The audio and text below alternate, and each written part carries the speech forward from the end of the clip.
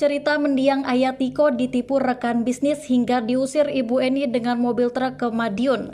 Kabar mengejutkan jika Tiko yang kisahnya viral karena rawat ibunya yang bernama Eni yang depresi dan tinggal di rumah terbengkalai selama 11 tahun tanpa air dan listrik adalah bukan anak kandung telah dibantah. Adalah Sumaryono, kerabat dekat Ibu Eni, yang menceritakan hal tersebut. Sumaryono menceritakan bahwa Tiko lahir di Jakarta namun pindah ke rumah tersebut pada tahun 2004.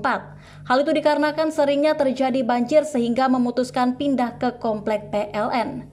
Tiko waktu itu lahir masih di Jakarta di Bintara. Waktu itu musim banjir terus, makanya pindah ke Klender. Komplek PLN itu posisinya rumah kosong tahun 2004. Ujarnya dilansir YouTube Dendeni pada Minggu 8 Januari 2023. Sosok Herman Muji Susanto, mendiang Ayah Tiko, juga diungkap oleh Sumaryono yang disebutnya cekatan dalam berbisnis. Karenanya Pak Pu, panggilan Herman, bisa membeli beberapa rumah saat itu. Pak Pu itu memang cekatan, jadi memang bisa beli rumah di Bintara dan Klender. Terangnya, dijelaskan Sumaryono juga ternyata mendiang Ayah Tiko sempat memiliki usaha jual beli mobil hingga akhirnya ditipu dan membuatnya harus kehilangan mobil. Selain di Departemen Keuangan, dia itu juga terakhir jual beli mobil disewain. Kemudian terakhir itu dia cerita ke saya dia ditipu rekan bisnisnya. Itu mobil bikinan Amerika, jadi suratnya ada tapi mobilnya nggak ada, ungkapnya. Setelah itu kami lost kontak. Saya dengar Pak Pu akhirnya pindah ke Madiun, sambungnya lagi. Sumaryono selaku kerabat Tiko juga membenarkan terkait ayah mendiang Tiko yang disebutkan meninggalkan Ibu Eni dan Tiko. Dirinya menjelaskan bahwa saat itu sebelum meninggalkan rumah memang sempat adu cekcok karena masalah ekonomi sehingga membuat Herman pergi dari rumah. Pak Herman waktu itu bukannya meninggalkan Ibu Eni, tapi mereka sempat adu cekcok rumah tangga. Mungkin karena masalah ekonomi. Saat itu Pak Herman bisnisnya mulai menurun. Mungkin juga Ibu Eni tidak terima, bebernya.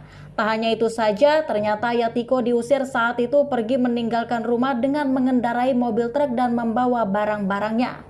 Yang lebih sedih lagi, Pak Herman itu disuruh pergi bareng sama truk angkutan barangnya.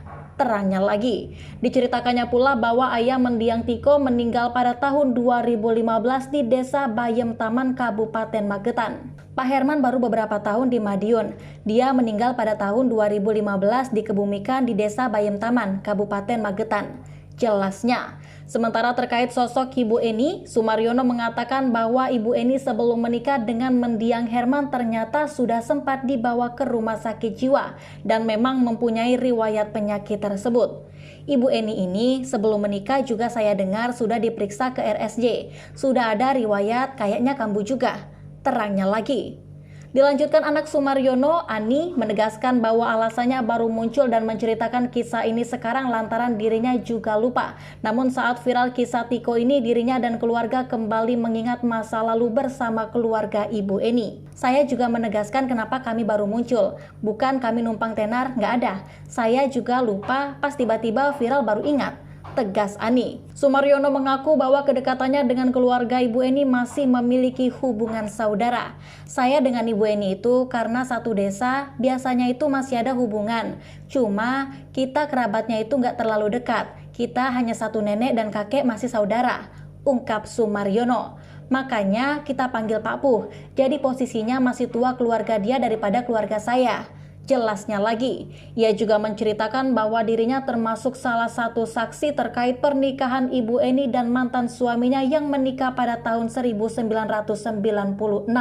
Dulu waktu Ibu Eni menikah, saya juga ikut mengantarkan pada tahun kira-kira tahun 1996 atau 97. Terangnya. Tak hanya itu saja, kerabat juga mengatakan bahwa pernikahan Ibu Eni dan mendiang Ayah Tiko ternyata adalah perjodohan. Waktu nikah dengan Ibu Eni itu, Pak Herman ini dijodohkan dengan keponakannya sendiri. Dia minta dicarikan janda yang gak punya anak untuk mendampingi dia. Jelas Sumaryono.